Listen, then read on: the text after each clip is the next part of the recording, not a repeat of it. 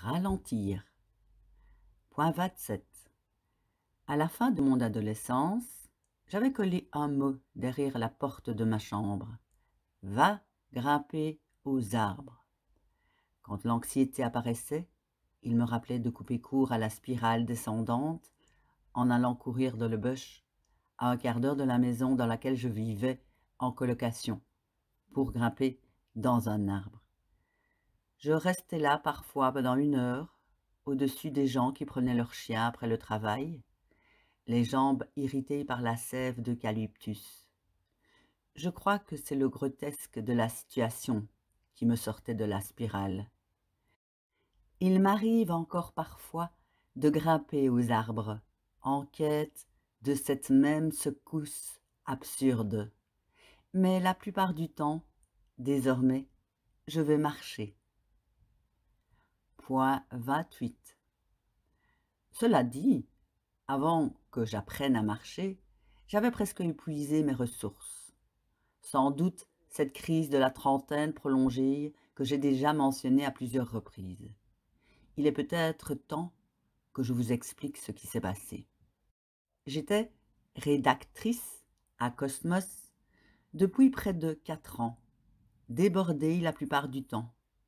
J'avais commencé ce travail à 29 ans, quelques semaines après avoir quitté Sydney pour Melbourne.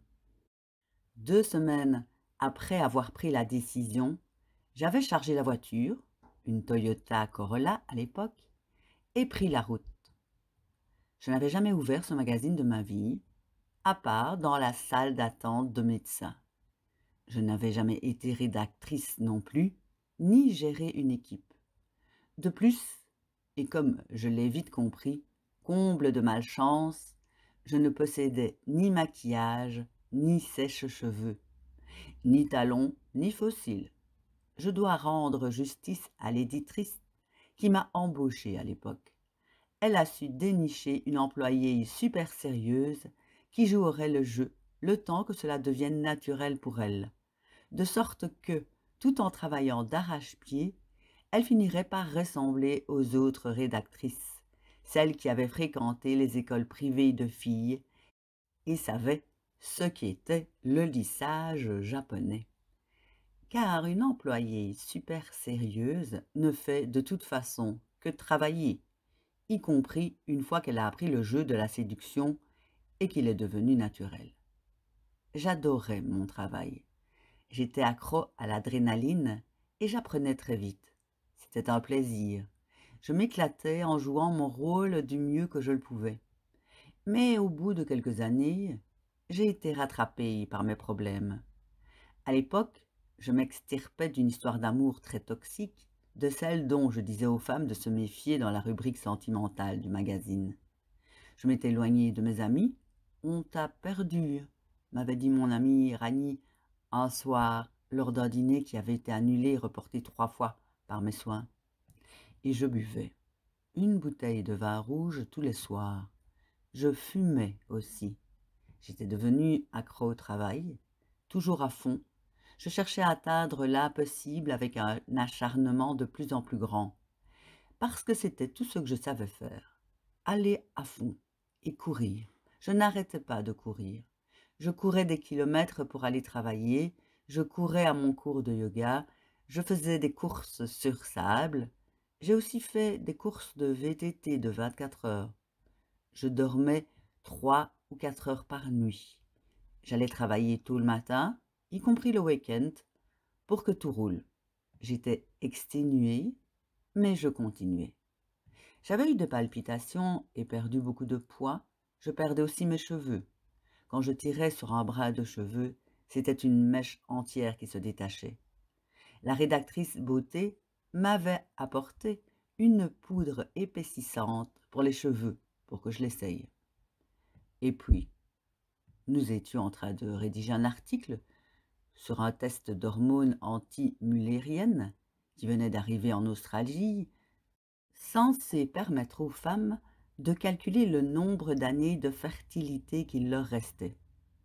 Personne dans la rédaction, nous étions toutes des femmes, n'était dans la bonne phase de son cycle menstruel pour servir de cobaye pour le test. à part moi. Les résultats de l'examen nous sont parvenus une semaine plus tard. Au téléphone, la femme, par ailleurs adorable, était grave. « Il y a un problème, dit-elle. Vous n'avez plus d'hormones féminines. Aucune. C'est comme si vous étiez ménopausée. » Mes règles ont cessé le mois suivant, après une année anarchique. On m'a expliqué que je ne pourrais pas avoir d'enfant. La femme adorable m'a conseillé d'aller voir un médecin et un endocrinologue dès que possible. Je ne l'ai pas fait. J'ai mis de côté le pronostic, avec tout ce à quoi j'étais incapable de faire face à l'époque. Et j'ai continué sur ma lancée, persuadée qu'il fallait que j'y arrive. Le reste pouvait attendre. Je ne pouvais pas avoir d'enfant. Il me faudrait des décennies pour m'en remettre. Autant y penser le plus tard possible. J'ai continué à vouloir atteindre l'impossible à Cosmos pendant encore 6 mois. Puis j'ai démissionné, avançant l'argument bancal de la maladie dans ma lettre, alors que je n'avais toujours pas consulté. J'étais simplement trop fatiguée pour continuer. Je n'ai pas donné plus de détails concernant ma maladie parce que je ne les connaissais pas. Mais depuis, on m'a obligeamment dit qu'un coup d'œil suffisait pour comprendre que je n'allais pas bien. Irais-je voir un médecin maintenant que je m'étais retirée de la course? Ça aurait été un acte sensé et bienveillant envers moi-même. Mais je n'étais pas prête. Loin s'en fallait. J'étais encore convaincue que je pourrais me sortir toute seule de cette situation. 3 semaines plus tard, je sautais dans un avion pour New York, dans le but d'écrire un livre sur une star du porno. Un éditeur m'avait contacté pour que je co-écrive le livre. J'avais évidemment accepté. Oui est ma réponse par défaut. Oui, oui. J'ai vécu avec la star du porno dans son appartement sur la 42e rue et ai fait une apparition dans un film pendant lequel je jouais le rôle d'un mannequin interrompant une scène interdite aux mineurs qui se déroule sur le canapé du casting. Je crois me souvenir qu'il s'appelait Lata Adulteri, si vous avez envie d'y jeter un coup d'œil. Pour couronner le tout, la star s'est mise à douter et a préféré se consacrer à un projet autobiographique. Je me suis retrouvée avec des dettes considérables et sans rien à faire. Qu'importe. J'ai contacté quelques magazines et on m'a commandé une histoire de voyage qui m'a envoyée sur le Machu Picchu et à peine payé mon voyage de retour et qui m'a épuisée au point que je n'ai pratiquement pas de souvenir de cette ascension que des tas de gens rêvent de faire. La seule chose dont je me souviens clairement, ce sont les moments où je lisais le magazine Made, que j'avais acheté lors d'une escale à Los Angeles, avec le photographe qui m'accompagnait. Tous les soirs, nous nous couchions dans notre petite tente, dans le noir, et rions comme des fous au même gag. Puis il s'endormait et je pleurais jusqu'à l'aube. Finalement, 8 mois après la nouvelle de mes problèmes d'infertilité, je me suis retrouvée à court d'idées pour faire avancer le pauvre canasson fatigué que j'étais et suis allée consulter un médecin. Quand je regarde tout cela rétrospectivement, je trouve ridiculement comique le nombre de signes évidents qui m'étaient envoyés. Sans blague, peut-on écrire un scénario plus cliché sur une fille qui doit cesser d'escalader des montagnes et redescendre sur Terre? Quelle meilleure illustration d'un Deus ex machina? Quand je suis allée chercher les résultats de mes analyses de sang, le médecin a fixé son moniteur, puis s'est levé brusquement. Il est allé chercher 2 internes dans le couloir et m'a demandé « Est-ce que cela vous dérange s'ils se joignent à nous ?» J'ai secoué la tête. À ce stade, rien ne me dérangeait vraiment. J'étais hagarde de fatigue. Le médecin a indiqué le moniteur. Je n'ai jamais vu ça. Les internes ont opiné. Et tous les 3 m'ont regardé. Sarah, je ne vais pas tourner autour du pot.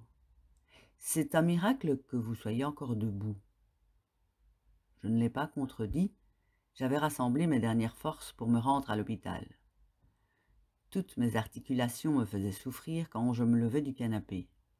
J'étais empli d'une terreur viscérale quand j'essayais de marcher et tremblais de tout mon corps, rien que pour ouvrir une porte.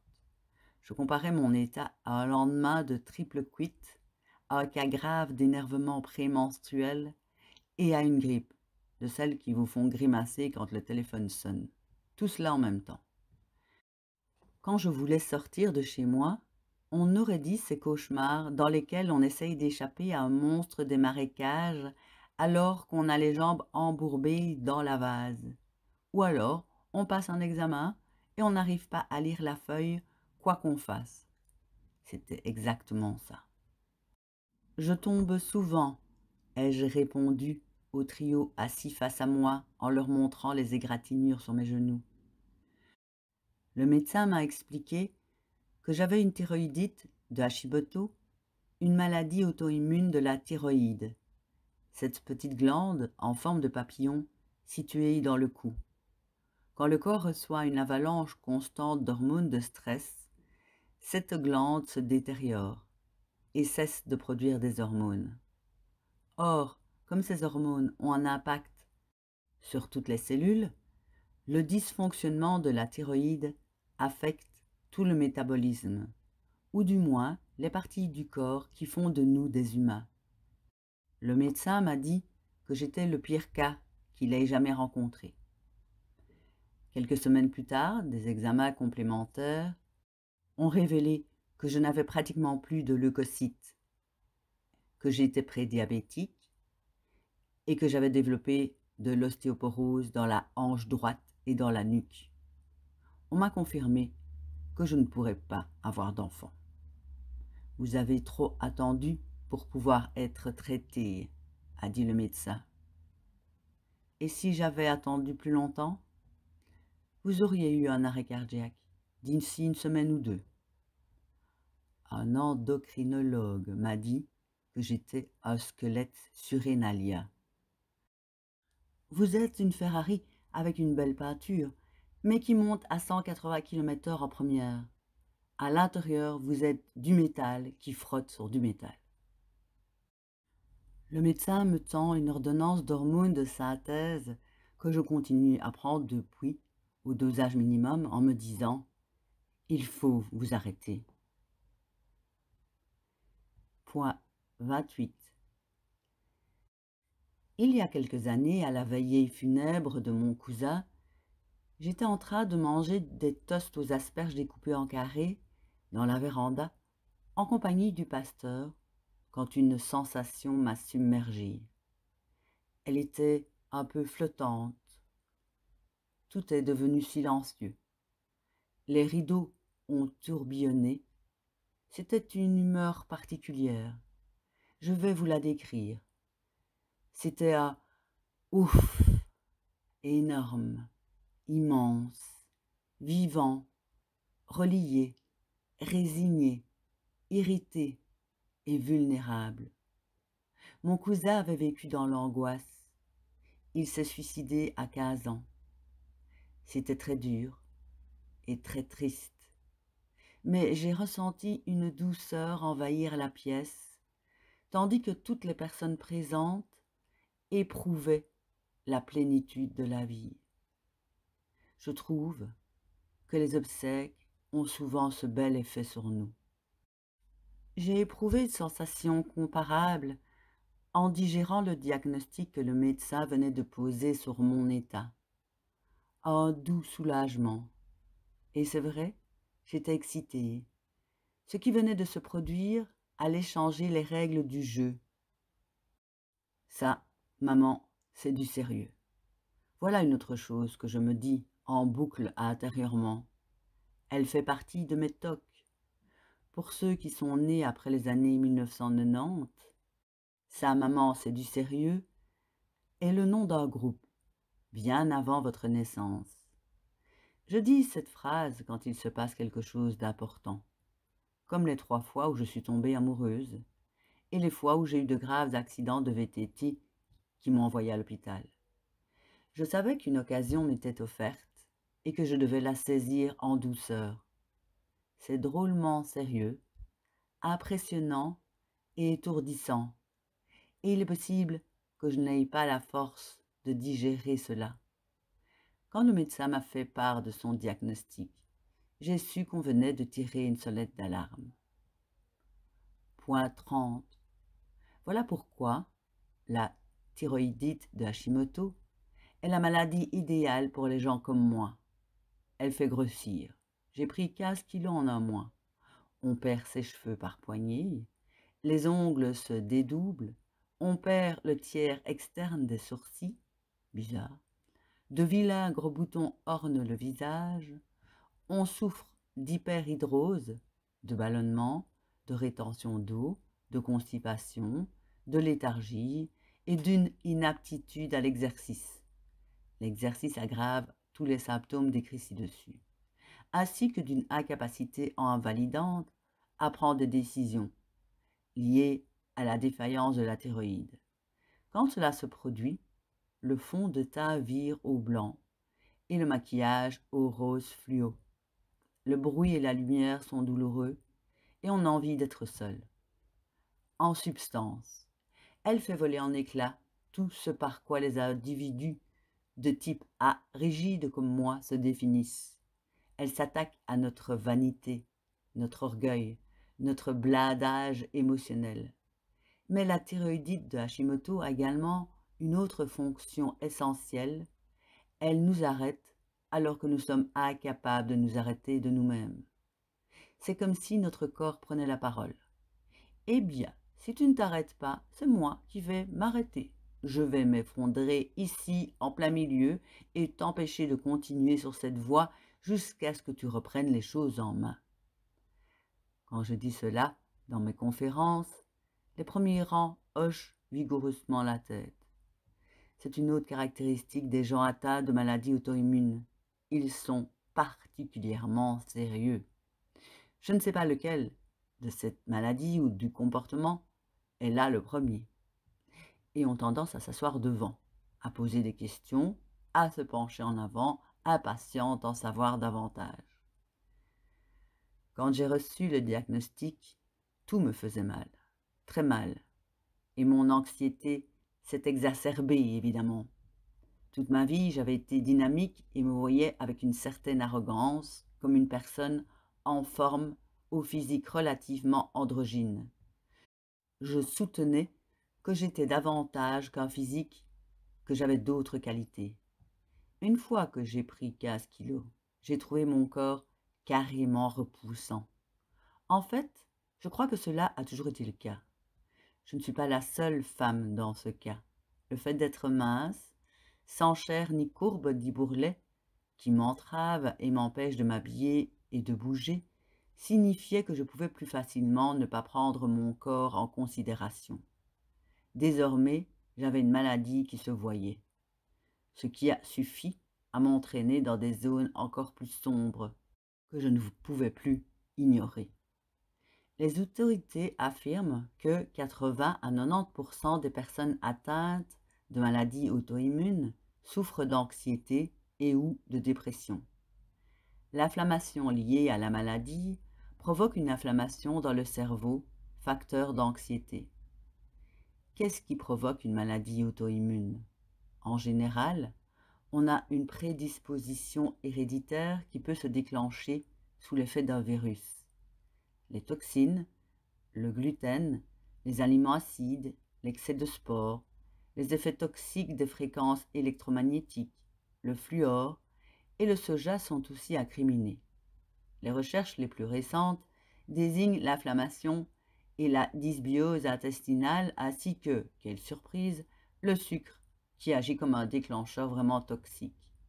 Mais pour moi, qui étudie le problème depuis des années et qui discute avec d'autres personnes atteintes de maladies auto-immunes, l'une des causes fondamentales que l'on observe de façon récurrente est le fait de se forcer à entrer dans les mauvaises cases, c'est-à-dire de foncer vers les mauvaises priorités, de se compromettre, de s'obliger à adopter des modes de vie dont on sait qu'ils sont néfastes. Tout cela est très corrosif et très inflammatoire. Certains prétendent l'inverse, à savoir que c'est l'anxiété qui crée l'inflammation à l'origine des différentes maladies métaboliques. On a découvert des points communs entre l'ADN des personnes anxieuses et l'ADN des personnes souffrant d'obésité abdominale, de dyslipidémie, d'hypertension, de diabète et de diverses maladies auto-immunes. Dans les deux cas, la corrélation existe. Qu'est-ce qui soigne les maladies auto-immunes? Quel est le moyen de s'en remettre? Les traitements médicamenteux ont le mérite de faire tourner la machine. Mais si on veut guérir et rester en forme, alors qu'on est atteint à la fois de maladies auto-immunes et d'anxiété, la seule solution est de ralentir, de prendre soin de soi, de vivre sainement et de cultiver la gentillesse et la bienveillance. Le fait que l'approche soit la même dans les deux cas, ce n'est pas un hasard. Selon moi, maladie auto-immune et anxiété sont une seule et même chose, à la fois symptômes et déclencheurs l'une de l'autre. Point 31. Le traitement de la thyroïdite de Hashimoto nécessitait, entre autres, que j'arrête le sport. Je pouvais marcher, d'après les médecins, mais très lentement. J'ai franchement eu l'impression de repartir à zéro et de réapprendre à marcher.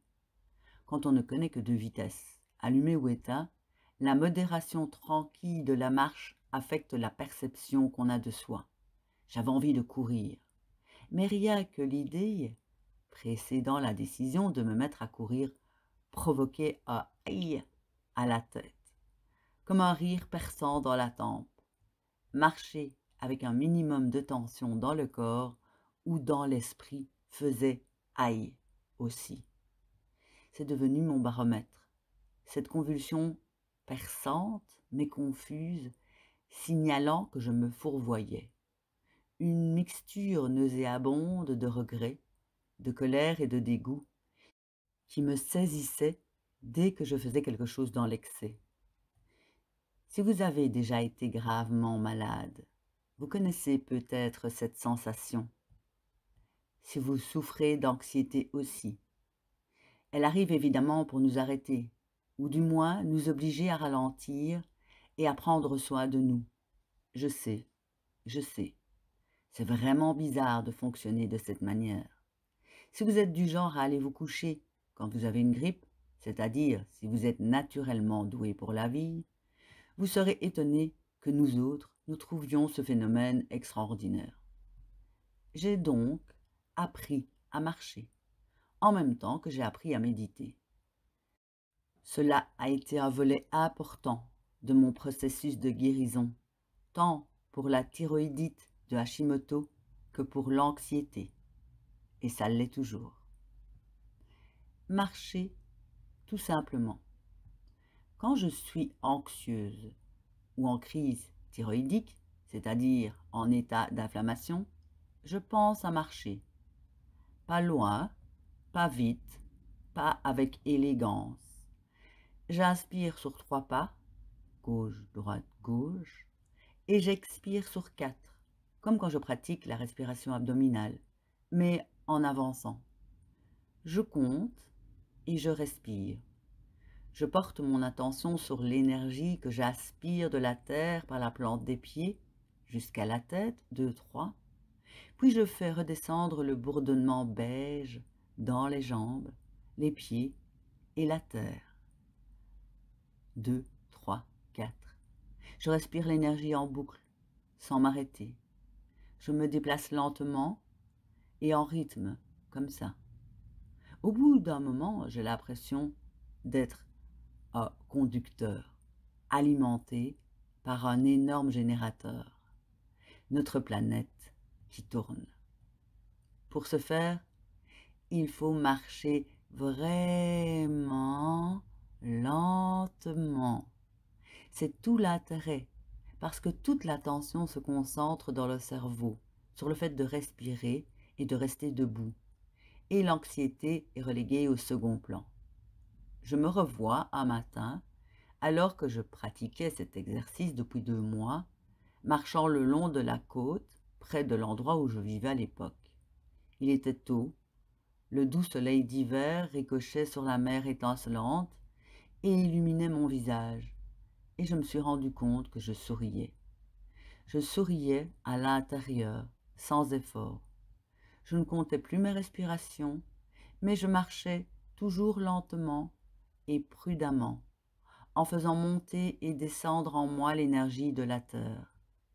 Aveuglé par un éclat scintillant et chaud, j'ai pris conscience que mon pas n'était plus ni lourd, ni laborieux. Je ne bondissais pas pour autant, mais j'avançais au rythme adéquat. Je ne me sentais plus accablé par la gravité et n'avais pas non plus l'impression de lutter contre elle en y résistant par des flexions exagérées. J'étais avec elle, au milieu d'elle, et sans faire le moindre effort, et le aïe dans mes hanches et dans ma tête n'était plus là. Et je ne voulais pas commencer à m'emballer sur cette impression de justesse, ni à cogiter sur ce que j'allais faire de cette sensation douce et agréable, de peur que le aïe ne revienne.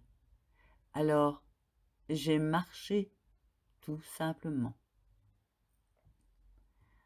Point 32. Une étude de l'Université de Toronto porte sur les effets de la respiration en conscience sur l'anxiété. À l'instar de la réflexion sur la compassion, elle a permis de découvrir que nous avions 2 réseaux distincts dans le cerveau. Par notre cerveau ancien, nous expérimentons la vie par le biais des sensations corporelles en temps réel.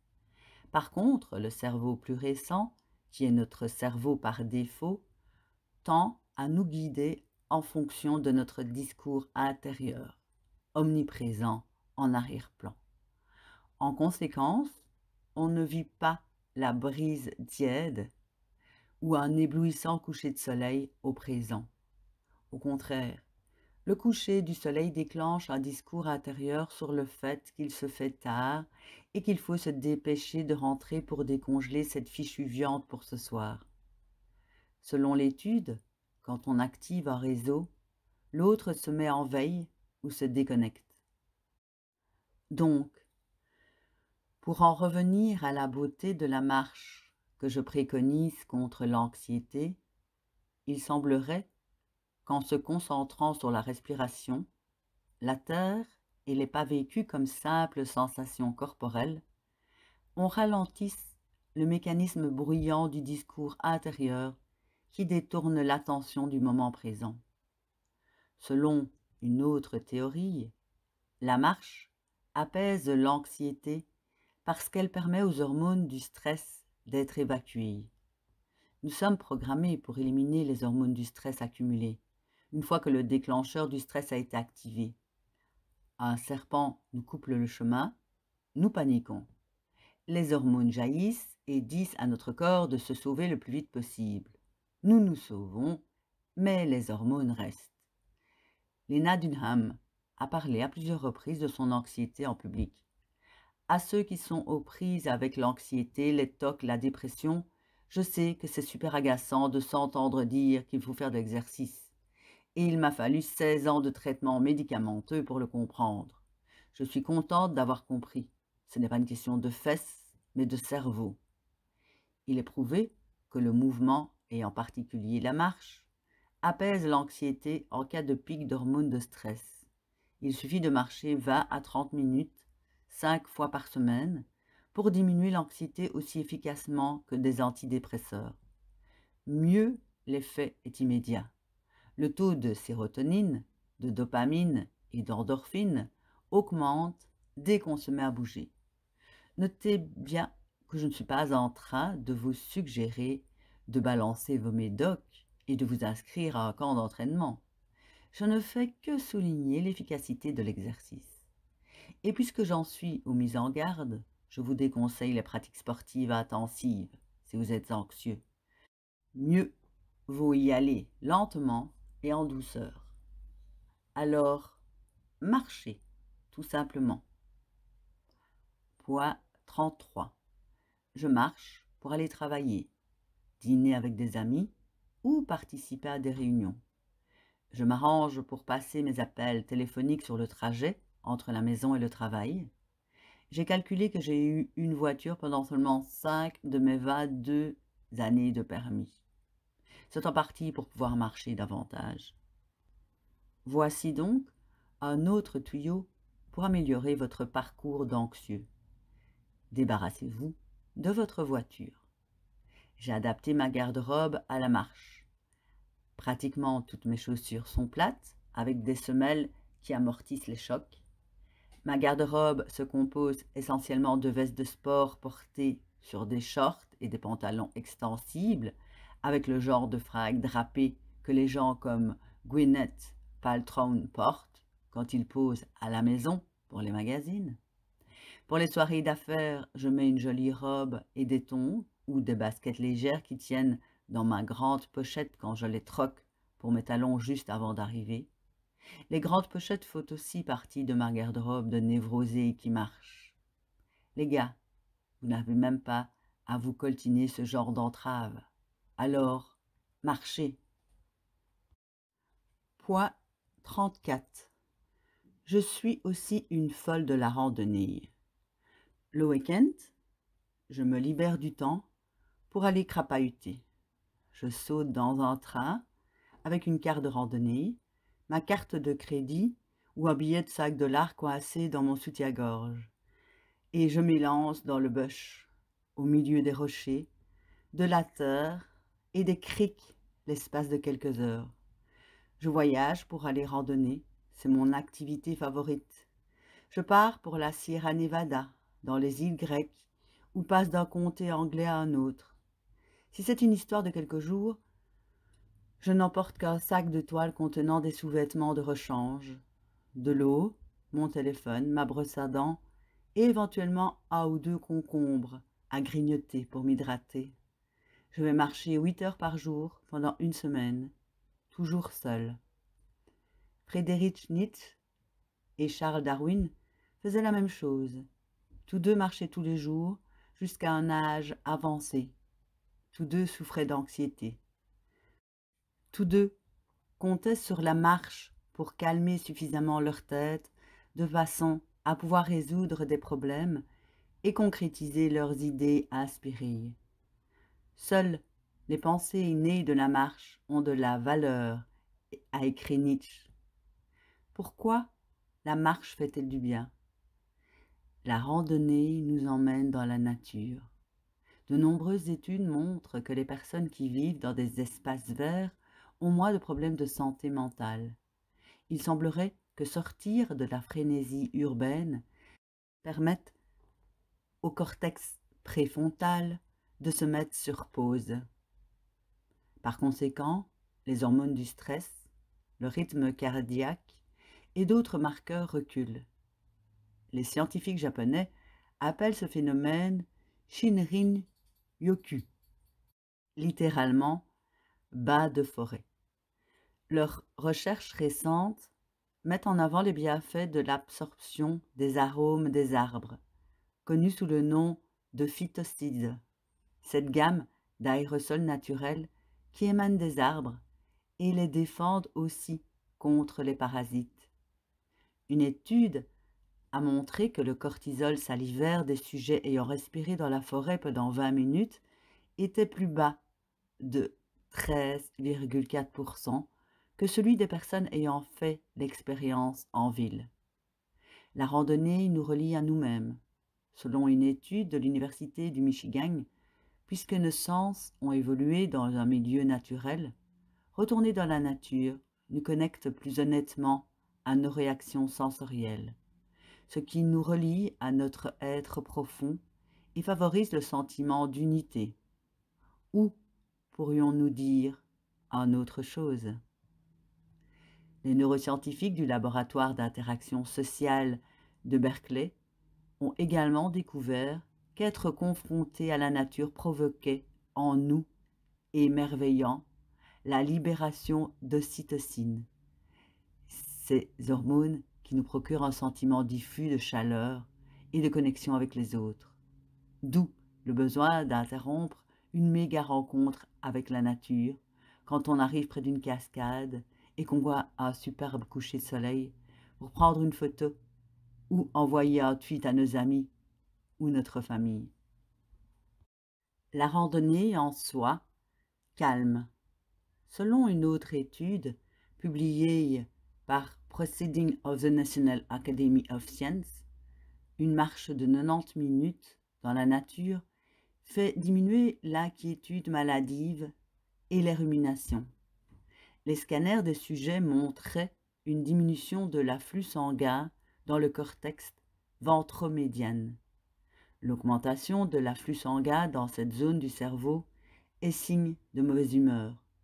Tous les sentiments allant de la tristesse à la dépression majeure, en passant par l'inquiétude, semblent liés à cette zone cérébrale, que la randonnée désactive.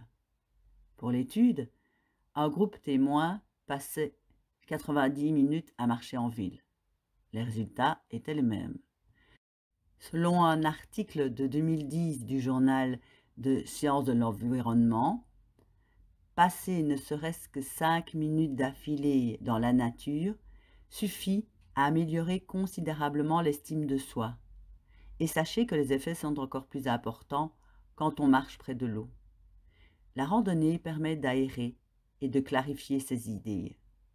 Une étude de l'Université du Minnesota confirme que les grands espaces, y compris les pièces hautes de plafond, inspirent de grandes pensées.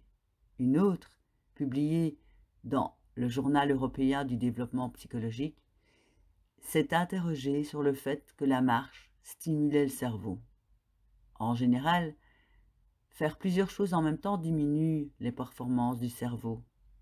Or, la marche sollicite un autre réservoir d'attention que la pensée de notre mental surchargé, dans lequel il peut puiser de l'espace et des ressources pour fonctionner, c'est-à-dire pour réfléchir et pour se calmer. La marche nous ramène au présent. Est-ce la clé de son efficacité? Je vous explique. Quand on randonne longtemps dans des conditions difficiles, chaleur, rochers, dénivelé, on est obligé d'être dans le moment présent. On doit se concentrer sur l'ici et maintenant. Car dès que le mental se remet à penser à l'arrivée, à ce qu'on va manger au dîner, à l'eau qu'il reste dans la gourde ou à la fatigue qu'on éprouve, on perd son élan. Le cœur n'y est plus. La tête fait « aïe ». Mieux vaut continuer à marcher péniblement et apprécier de le faire. Le bruit des cailloux sous les pieds, les cigales, l'odeur des figuiers. Le truc, c'est qu'il faut rester présent, avancer pour ne pas avoir envie de vomir. Dès que je commence à essayer de calculer combien de distance il me reste à parcourir, j'ai un haut-le-cœur qui me ramène au présent et qui me ramène à la joie. C'est un cadeau. Le temps passe, épronné et délimité par la douleur, aïe, de mes futures pensées, et l'anxiété régresse. Point 35. L'auteur australien David Malouf, dans La vie heureuse, écrit que les humains sont heureux dans certaines limites. Il explique que, pour lui, le bonheur est une chose plus proche du contentement que d'un enthousiasme un peu superficiel. C'est pourquoi j'ai pu lire son essai jusqu'à la fin. Que nous sommes capables d'être satisfaits même dans des circonstances les plus terribles, tant que les choses sont ramenées à des dimensions humaines. La situation peut être super déprimante, mais si la portée de ce que nous endurons est limitée, nous ferons face et trouveront même un sens et une raison à l'intérieur de ces limites. Des soldats peuvent, par exemple, éprouver de la satisfaction dans la camaraderie et un vrai sentiment d'appartenance dans le cadre très étroit d'un camp de prisonniers. Dans un autre ordre d'idées, l'annulation d'un vol peut vous faire passer un après-midi de lecture des plus paisibles en attendant le vol suivant. David Malouf écrit qu'une grande part du malaise actuel provient du fait que trop de choses se produisent dans notre vie à une vitesse à laquelle notre corps ne peut pas s'ajuster. Certes, nous traversons plusieurs pays en quelques heures, mais en fin de compte, nous demeurons des créatures de chair et d'os soumis à la force de gravité de la Terre. C'est vrai, nous sommes des créatures de chair et d'os, et on nous a dotés d'un rythme propre, d'un rythme permettant de réfléchir avec perspicacité. Mais c'est dingue de voir à quel point on bouscule ce rythme de nos jours. On me demande sans arrêt pourquoi nous sommes plus anxieux aujourd'hui. Je pense que cela a beaucoup à voir avec ce phénomène. J'ai lu l'essai de David Malouf quand j'ai commencé à rédiger ce livre, et j'ai pris conscience qu'il y avait un muscle essentiel à faire travailler. Le muscle qui nous réaligne avec notre poids de référence centrale, notre corps, pour comprendre le monde avec un mental perspicace et au rythme de notre cœur. Marcher et randonner produisent cet effet. Cuisiner aussi. La cuisine de grand-mère que vous préparez amoureusement à partir de rien est considérée comme un passe-temps, plutôt que comme une corvée à expédier vite fait. Préparer des légumes fermentés me réaligne. Le yoga fonctionne, chaud, lent, sous le contrôle du souffle. Il nous ramène à notre rythme primordial d'être humain. Et puis, il y a le sexe. Le sexe est bon pour l'anxiété. J'aime bien le passage de Femme amoureuse de D.H. Lawrence, dans lequel l'anxieuse Ursula et Birkin font passionnément l'amour après s'être disputés. Puis, ils descendent et Ursula sert le thé. En général, elle était nerveuse et peu sûre d'elle en accomplissant ses devoirs en public, comme servir le thé, mais aujourd'hui elle oublia. Elle était à l'aise, oubliant totalement qu'elle avait des doutes. La théière versait magnifiquement par son bec fier et élancé. Ses sourires mettaient de la chaleur dans ses yeux. Elle avait enfin appris à être tranquille et parfaite. Écrire, c'est aussi très bien. J'écris beaucoup. Au crayon. Parfois, c'est simplement pour apaiser mon anxiété. Cela ralentit les choses et m'oblige à me connecter à mes pensées, celles qui sont perspicaces. Par contre, taper sur un clavier est trop rapide. Le fait que les doigts se précipitent pour suivre le rythme des pensées met les nerfs à vif. Et il s'avère que David Malouf écrit, lui aussi, à la main avant de taper son texte sur un clavier.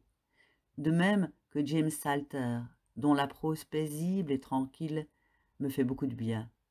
Stephen King a également écrit Dreamcatcher à la main.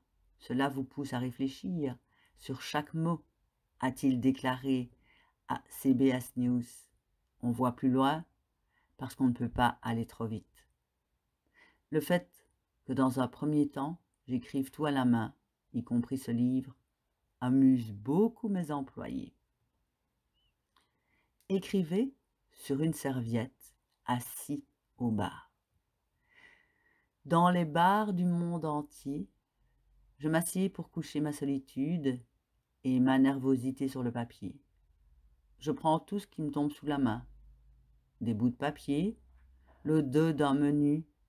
En fait, plus c'est quelconque et inadapté, mieux c'est. Cela diminue les attentes.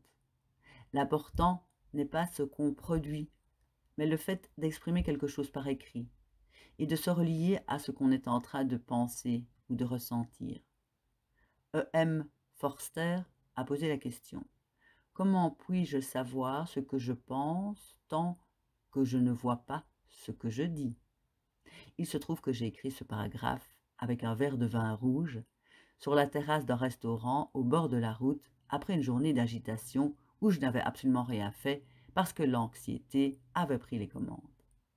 C'est ainsi que cela fonctionne. Mais d'ailleurs, tu n'as pas besoin de vin, ni même de te retrouver dans un lieu public. Écrivez ce qui vous passe par la tête.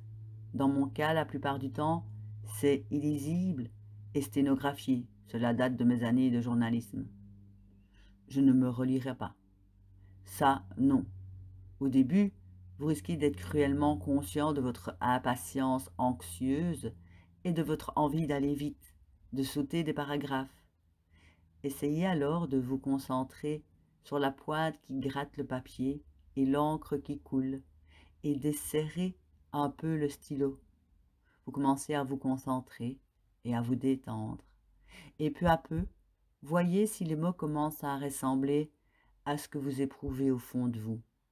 En ce qui me concerne, les mots déferlent, les sentiments tenaces et ardents déferlent, loin de l'agitation explosive qui se produit à l'avant de ma tête, dans l'endroit d'où ils proviennent, quand j'écris sur l'ordinateur.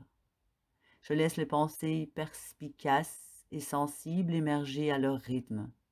Ce sont des pensées qui me font prendre du recul, calmement, pas des pensées jacassantes, frénétiques, défensives et négatives. Il faut environ 5 minutes pour que l'agitation s'atténue et que le calme arrive, comme de la mélasse chaude.